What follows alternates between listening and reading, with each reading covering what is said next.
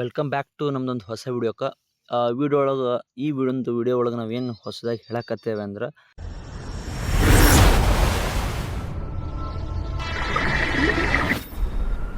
Means ಭಾಳ ಜನ comment ಮಾಡಕತ್ತಿದ್ರು codes ಅಂದ್ರೆ ಯಾವುದು, ನಮ್ಗೆ ಯಾವ ಕೋಡ್ಸ್ ಹಾಕ್ಬೇಕಂತ ಗೊತ್ತಾಗಲ್ಲ. ನಾನು ಡ್ರಾಪರ್ ಅದೀನಿ, ನಾ ಫ್ರೆಶರ್ ಅದೀನಿ ಅಂತ ಹೇಳಕ್ಕೆ ಭಾಳ ಅಂದ್ರೆ ಭಾಳ ಕೇಳಕತ್ತಿದ್ರು. ಸೊ ಅದವರಿಗೆ ನನಗೂ ಗೊತ್ತಿರಲಿಲ್ಲ. ನಾನು ಇದ್ರ ಬಗ್ಗೆ ಕಂಪ್ಲೀಟ್ ಇನ್ಫಾರ್ಮೇಷನ್ ತೊಗೊಂಡು ವಿಡಿಯೋ ಮಾಡ್ಬೇಕಂತ ಹೇಳಿ ಸೊ ಅದಕ್ಕೇನು ಹೇಳಿರಲಿಲ್ಲ. ಸೊ ಅದಕ್ಕೆ ಈ ಒಂದು ವಿಡಿಯೋ ಒಳಗೆ ನಾನು ನಿಮಗೆ ತಿಳಿಸ್ತೀನಿ ಅಂತ ಕರೆಕ್ಟಾಗಿ ಯಾವ ಒಂದು ಕೋಡು ಏನೇನು ಬರ್ತಾವೆ ಅಂತೇಳಿ, ನೀಟ್ ಎಕ್ಸಾಮ್ ಒಳಗೆ ಕೋಡ್ ಯಾವ್ಯಾವ ಬರ್ತಾವೆ ಅಂತ ಹೇಳ್ಕರಿ ನಾ ಈ ಒಂದು ವಿಡಿಯೋ ಒಳಗೆ ಸಂಪೂರ್ಣವಾಗಿ ತಿಳಿಸ್ತೀನಿ ಅಂತ. ಕೋಡ್ 1 ರಿಂದ 7 ಏನೇನು ಕೋಡ್, ಯಾವ್ಯಾವ ಕೋಡ್ ಎದ್ರ ಬಗ್ಗೆ ಹೇಳ್ತೈತೆ ಅಂತ ಹೇಳಕ್ಕೆ ನಾನು ನಿಮ್ಗೆ ತಿಳಿಸ್ತೀನಿ. ವಿಡಿಯೋ ಕಂಪ್ಲೀಟಾಗಿ ನೋಡಿರಿ. ಯಾರು ಓಡಿಸೋದಾಗಲಿ ಅಥವಾ ಹಾಗೆಲ್ಲ ಏನೂ ಮಾಡಕ್ಕೆ ಹೋಗ್ಬೇಡ್ರಿ. 2x ಒಳಗಿಟ್ಟು ನೋಡಿದ್ರೆ ಸ್ಪೀಡ್ ಆಕೈತೆ ಅಂತ ಹೇಳಕ್ಕೆ ನೋಡಕ್ಕೆ ಹೋಗ್ಬೇಡ್ರಿ. ಯಾಕಂದ್ರೆ ಭಾಳ ಇನ್ಫಾರ್ಮೇಷನ್ ಐತಿ, ನಿಮ್ಮ ಲೈಫಿನ ಒಂದು ಪ್ರಶ್ನೆ ಐತಿ. ನಿಮ್ದು ಏನಂದ್ರೆ ಒಂದು ವರ್ಷದ ಶ್ರಮ ಐತಿ ಇಲ್ಲೆಲ್ಲ. ಸೊ ಇಷ್ಟು ವರ್ಷ ಕಾಯ್ದಿರ ಅಂತ ಈ ಒಂದು 5 ನಿಮಿಷದ ವಿಡಿಯೋ ಕರೆಕ್ಟಾಗಿ ಕೇಳಿಸ್ಕೋರಿ. ಸೊ ಏನಂತ ಹೇಳಿ ಮೊದಲು ನಿಮಗೆ ನಾ ಹೇಳೋದಷ್ಟೇ ಅಲ್ಲ, ಲೈಕ್ ನೀಟ್ ಅವರೇ ಒಂದು ನೋಟಿಫಿಕೇಶನ್ ಏನೇನು ಬಿಟ್ರು ಅಂತ ಹೇಳ್ಕೊಂಡು ಅದು ನೀಟ್ ಥ್ರೂನೇ ಹೋಗ್ತೀನಂತ.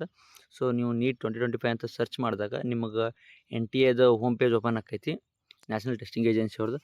ಸೊ ಅದ್ರಾಗ ನೀವು ನೋಡ್ಬೋದು, ಇಲ್ಲಿ ಇನ್ಫಾರ್ಮೇಷನ್ ಬುಲೆಟಿನ್ ಅಂತೇಳಿ ನೀವು ಇಲ್ಲಿ ಕಾಣ್ಬೋದು. ಸೊ ಇದ್ರ ಮೇಲೆ ಕ್ಲಿಕ್ ಮಾಡು.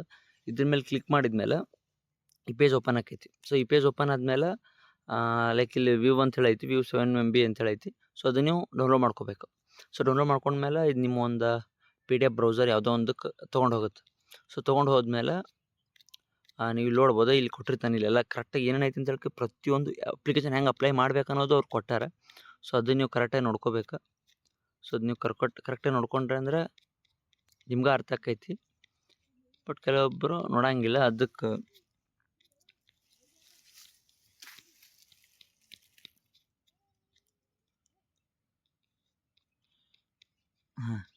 ಇಲ್ಲಿ ಬಂದು ಏನಂದರೆ ಇನ್ಫಾರ್ಮೇಷನ್ ಇದು ಇಲ್ಲಿ ಇದಾವೆ. ಮೇನ್ಲಿ ಕೋಡ್ ಬಗ್ಗೆ ಏನು ಇಲ್ಲೆಲ್ಲ ಮೆನ್ಷನ್ ಮಾಡಿಬಿಟ್ಟಾರೆ ಕೋಡ್ ಅಂಥೇಳಿ. ಸೊ ಇದನ್ನೆಲ್ಲ ನೀವು ನಿಮಗೆಷ್ಟೆಲ್ಲ ಇದು ಇತ್ತಂದ್ರೆ ನೀವು ಕರೆಕ್ಟಾಗಿ ಓದ್ರಿ. ಒಂದು 5 ನಿಮಿಷ ನೀವು ಕರೆಕ್ಟಾಗಿ ಇದ್ರ ಮೇಲೆ ನೋಡ್ಕೊಂಡು ಹೋದ್ರಿ ಏನೇನೋ ಹೇಳ್ತೈತೆ ಅಂತ ಹೇಳ್ಕರಿ. ಇದು ಹೇಳ್ತೇನಂತ ಕೋಡ್ 1 ಮೇನ್ಲಿ ಬಂದು ಎದ್ರ ಬಗ್ಗೆ ಹೇಳ್ತೈತೆ ಅಂದ್ರೆ, ಸೊ ನೀವು ಇವಾಗ 12th ಓದಾಕತ್ತೀರಿ, ಮೀನ್ಸ್ 12ನೇ ಓದಾಕತ್ತೀರಿ. PUC ಕಾಂಬಿನೇಷನ್ ತೊಗೊಂಡು ಮೀನ್ಸ್ ಪ್ರೆಷರ್ ಇದೀರಿ ನೀವು. ಅಂದರೆ ಈ ವರ್ಷ ಇನ್ನೂ ರಿಸಲ್ಟ್ಗೋಸ್ಕರ ವೇಟ್ ಮಾಡಾಕತ್ತೀರಿ, ಇವಾಗ ಇನ್ನೂ ಓದಾಕತ್ತೀರಿ. ಮೀನ್ಸ್ ಇದು ಯಾವುದ್ಯಾವ್ದಕ್ಕೆ ಅಪ್ಲೈ ಆಕೈತಂದ್ರೆ CBSE, ISC ಮತ್ತು ಸ್ಟೇಟ್ ಬೋರ್ಡ್ಸ್ ಮತ್ತು NIOS ಅಂತೇಳಿ ಅದು ಬರ್ತೈತೆ. ಅದಕ್ಕೆ ಬಯಾಲಜಿ ಕಂಪಲ್ಸರಿ ಇರಬೇಕು. ಇದು ಕೋಡ್ 1 ಹೇಳ್ತೈತಿ. ಇದು ಕೋಡ್ 1 ಇವ್ರಿಗೆ ಹೆಲ್ಪ್ ಆಕೈತಿ. ಈ ಕೋಡ್ 1 ಇಷ್ಟ ಐತಿ. ಇನ್ನು ಸೆಕೆಂಡ್ ಕೋಡ್ 2 ಅಂತೇಳಿ ಬಂದಾಕಾರ ಇದು ಸ್ಪೆಷಲಿ ಫಾರ್ ಡ್ರಾಪರ್ಸ್. ಅಂದ್ರೆ 1 ವರ್ಷದಿಂದ ಡ್ರಾಪ್ ಮಾಡತ್ತೀನಿ, 2 ವರ್ಷದಿಂದ ಡ್ರಾಪ್ ಮಾಡತ್ತೀನಿ, 3 ವರ್ಷದಿಂದ ಡ್ರಾಪ್ ಮಾಡತ್ತೀನಿ. ಮೀನ್ಸ್ ನಾ MBBS ಮಾಡಕ್ಕೆ ಭಾಳ ವರ್ಷದಿಂದ ಡ್ರಾಪ್ ಮಾಡತ್ತೀನಿ ಅಂತಂದ್ರೆ ಅದು ಕೋಡ್ 2 ಹೆಲ್ಪ್ ಆಕೈತಿ. ಮತ್ತು ಇದು ಏನಂಗಂದ್ರೆ 12th ಪಾಸ್ ಆಗಿರ್ಬೇಕು. ಕೋಡ್ 1 12th ಪಾಸ್ ಇನ್ನೂ ಅಪಿಯರ್ ಆಗತ್ತೆ. 12th ಕೋಡ್ 1ಗೆ ಇನ್ನೂ 12th ಇದ್ರಿ, ಈ ವರ್ಷ 12ನೇ ಇದ್ರಿ, ಅದು ಅಂಥವ್ರಿಗೆ. ಕೋಡ್ 2 ಪಾಸ್ ಆಗಿರಿ, ಈಗ ಆಲ್ರೆಡಿ ಪಾಸ್ ಆಗಿರಿ, ಡ್ರಾಪ್ ಮಾಡಿ ಅಂದರೆ ಲಾಂಗ್ ಟರ್ಮ್ ಮಾಡಿ ಅಪ್ಲೈ ಮಾಡಕತ್ತೀರ ಅಂದ್ರೆ ಇದು ಆಗಬೇಕು. ಮತ್ತು ಇದ್ರ ಜೊತೆ ಏನು ಬೇಕಪ್ಪ ಅಂತಂದ್ರೆ ಗ್ಯಾಪ್ ಸರ್ಟಿಫಿಕೇಟ್ ಬೇಕು. ನಿಮಗೆ ಗ್ಯಾಪ್ ಸರ್ಟಿಫಿಕೇಟ್ ಬೇಕಪ್ಪ ಅಂತಂದ್ರೆ ಏನು ಮಾಡಬೇಕು, ಆ ತಹಸೀಲ್ದಾರ್ ಆಫೀಸ್ ಒಳಗೆ ಇದು ಮಾಡ್ಕೋಬೇಕು. ಗ್ಯಾಪ್ ಸರ್ಟಿಫಿಕೇಟ್ ಹಿಂಗೆ ನಾವು 1 ವರ್ಷ 2 ವರ್ಷ ಹಿಂಗೆಲ್ಲ ವೇಟ್ ಮಾಡೀನಿ, ಸೊ ಅದಕ್ಕೆ ನನಗೆ ಬೇಕಂತ ಹೇಳ್ಕರೆ ಅವ್ರ ಕಡೆಯಿಂದ ಬರೆಸ್ಕೋಬೇಕು. ಮೀನ್ಸ್ ಇದು ಎಲ್ಲಿ ಯಾವಾಗ ಕೇಳ್ತಾರೆ ಅಂದ್ರೆ ಕೌನ್ಸಿಲಿಂಗ್ ಟೈಮ್ ಒಳಗೆ ನಿಮಗೆ ಗ್ಯಾಪ್ ಸರ್ಟಿಫಿಕೇಟ್ ಕೇಳ್ತಾರೆ. ಸೊ ಇನ್ನು ಮುಂದೆ ಇದು ಕೋಡ್ 2 ತುಂಬ ಜಾಸ್ತಿ ಅದ, ಅದ್ರಾಗ ಏನಿಲ್ಲ, ಜಸ್ಟ್ ಡ್ರಾಪರ್ಸ್ ಅಂತೇಳಿ ಐತಿ. ಮತ್ತು ಇನ್ನು ಮುಂದೆ ಹೋದ್ರಿ ಅಂದ್ರೆ ಕೋಡ್ 3 ಬರ್ತೈತಿ. ಕೋಡ್ 3 ಯಾವುದ್ರ ಬಗ್ಗೆ ಹೇಳ್ತೈತಿ ಅಪ್ಪ ಅಂತಂದ್ರೆ, ಇದು ಬಂದ್ಬಿಟ್ಟು ಮೀನ್ಸ್ ಮೇನ್ಲಿ ಅದ್ರ ಬಗ್ಗೆ ಹೇಳ್ತದೆ PUC ಮತ್ತು PDC ಅಂತ ಹೇಳಕ್ಕೆ ಹೇಳ್ತದೆ. ನೀವು ನೋಡ್ಬೋದು intermediate pre degree examination or pre university Indian board ಅಂತೇಳಿ ಇದು ಕೊಟ್ಟಾರೆ. ಸೊ ಇದು ಮೇನ್ಲಿ ಬಂದು ಕರ್ನಾಟಕ ಬೋರ್ಡ್ ಅವ್ರಿಗೆ ಬರ್ತೈತಿ. ಇದು ಕರ್ನಾಟಕ ಸ್ಟೂಡೆಂಟ್ಸ್ ಯಾರು ಪಾಸ್ ಆಗಿರ್ತಾರಲ್ಲ ಅವರು, ಪಾಸ್ ಆದವರು ಮೀನ್ಸ್ ಪಾಸಾಗಿ 12ನೇ ಪಾಸ್ ಆಗಿರ್ತಾರಲ್ಲ ಅವ್ರಿಗಿದೆ. ಅದಾದಮೇಲೆ ಮುಂದೆ ಬರೋದು ಕೋಡ್ 4, ಕೋಡ್ 3 ಇಲ್ಲೆಲ್ಲ ಕರೆಕ್ಟಾಗಿ ಕೊಟ್ಟಾರ. ನೀವು PDF ಒಳಗೆ ನೀವು ನೋಡ್ಕೊಂಡು ಕರೆಕ್ಟಾಗಿ ಹಾಕ್ರಿ. ಇದು ಕೋಡ್ 3 ಆಯಿತು. ಇನ್ನು ಕೋಡ್ 4ಗೆ ಅಂತೇಳಿ ಬಂದಾಕಾರ ಇದು ಮೇನ್ಲಿ ಯಾವುದಕ್ಕೆ ಬರ್ತೈತಪ್ಪ ಅಂತಂದ್ರೆ pre professional or pre medical examination ಇವ್ರಿಗೆ. ಅಂದ್ರೆ ಹೆಂಗಪ್ಪ ಅಂತಂದ್ರೆ ಈಗ ಆಲ್ರೆಡಿ ನೀಟ್ ಎಕ್ಸಾಮ್ ಬರ್ದಾರ, ನೀಟ್ ಎಕ್ಸಾಮ್ ಬರೋದು BMS ಆಗಲಿ, BHMS ಆಗಲಿ, BSc ನರ್ಸಿಂಗ್ ಆಗಲಿ, B ಫಾರ್ಮಾ ಈಗ ಆಲ್ರೆಡಿ ನಾವು ಓದಾಕತ್ತೇವಿ, ಕೋರ್ಸ್ ತೊಗೊಂಡು ಓದಾಕತ್ತೇವಿ. ಮೀನ್ಸ್ ಎಕ್ಸಾಮ್ ಬರ್ದು ನಾವು ಓದಾಕತ್ತೇವಿ. ಬಟ್ ನಾವು ಇದಕ್ಕೆ ಜಾಯ್ನ್ ಆಗಬೇಕು. ಇದಕ್ಕೆ ನೀಟಿಗೆ ಜಾಯ್ನ್ ಆಗಬೇಕು.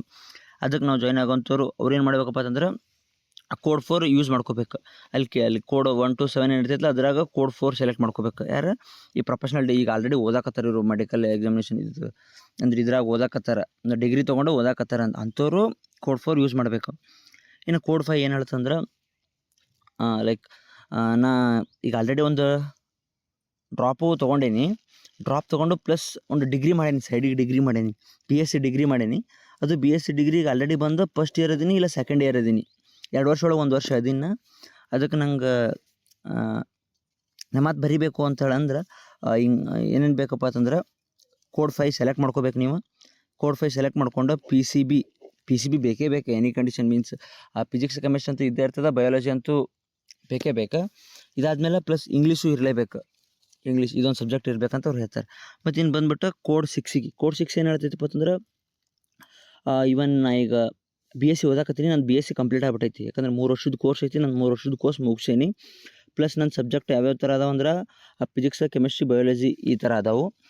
ಪ್ಲಸ್ ಬಯೋಟೆಕ್ನಾಲಜಿ ಈ ಥರನೂ ಇತ್ತು, ಅದೆಲ್ಲ ಪಾಸ್ ಆಗೇನ. ಪ್ಲಸ್ ಇಂಗ್ಲೀಷ್ ಮೇನ್ ಸಬ್ಜೆಕ್ಟ್ ಇರ್ತೈತಿ, ಅದು ಆಯಿತು. ಅಟ್ಲೀಸ್ಟ್ 2 ಸಬ್ಜೆಕ್ಟ್ರೇ ಬೇಕು ಅಂಥೇಳಿ ಈ ಥರ ಐತಿ. ಮತ್ತು ಇನ್ನು ನಾವು ಕೋಡ್ 7ಗೆ ಅಂತೇಳಿ ಬಂದಾಗ code 7 mainly for foreigners, means NRI ಸ್ಟೂಡೆಂಟ್ಗಳಿಗೆ ಅಷ್ಟೇ ಐತೆ ಇದು ಕೋಡ್ 7. ಇವಾಗ ಇಷ್ಟ ಐತೆ ಇವೆಲ್ಲ ಕೋಡ್ NRI ಸ್ಟೂಡೆಂಟ್ಸ್ ಮೀನ್ಸ್ ಫಾರಿನರ್ಸ್ಗೆ ಅಂದರೆ ಗೊತ್ತಾಗ್ಬಿಡ್ತೈತೆ ಹೊರಗಿನವ್ರಿಗೆ ಅಂತ ಹೇಳಿದ್ರೆ. ಅವ್ರು ಯಾವ ಲೆವೆಲಿಗೆ ಓದ್ತಾರಂದ್ರೆ ಎಕ್ಸಾಮಿನೇಷನ್ ಹೆಂಗಪ್ಪ ಅಂದ್ರೆ ಇಂಟರ್ಮೀಡಿಯೇಟ್ ಸೈನ್ಸ್ ಎಕ್ಸಾಮಿನೇಷನ್ ಅಂತ ಹೇಳಿದ್ರೆ ಅವ್ರಿಗೆ ಬರ್ತಿರ್ತಾರೆ 10+2 ಈ ಥರ ಅಂತೇಳಿ ಬರ್ತಿರ್ತಾವೆ, ಅವರೆಲ್ಲ ಇದು ಮಾಡ್ಕೊಳ್ಳೋದು. ಈಗ ನೋಡ್ರಿ ಒಂದ್ಸಲ ಬ್ರೀಫ್ ರಿಕ್ಯಾಪ್ ಮಾಡ್ಕೊಂಡ್ರೆ ನಮ್ದು ಫ್ರೆಷರ್ಸಿಂದ ಏನು ಈಗ ಫ್ರೆಷರ್ ಅದಾರ ಅಂದ್ರೆ ಕೋಡ್ 1 ಯೂಸ್ ಮಾಡ್ಬೇಕು. ಈ ವರ್ಷ ಇನ್ನೂ ಫ್ರೆಷರ್ಸ್ ಅದರ ಈ ವರ್ಷ 12th ಎಕ್ಸಾಮ್ ಬೋರ್ಡ್ ಎಕ್ಸಾಮ್ ಈ ವರ್ಷ ಬರೆಯಕತ್ತಾರ, ಪ್ಲಸ್ ರಿಸಲ್ಟಿಗೆ ವೇಟ್ ಮಾಡಕತ್ತಾರ ಅಂದ್ರೆ ಅವ್ರು ಕೋಡ್ 1 ಹಾಕೋಬೇಕು.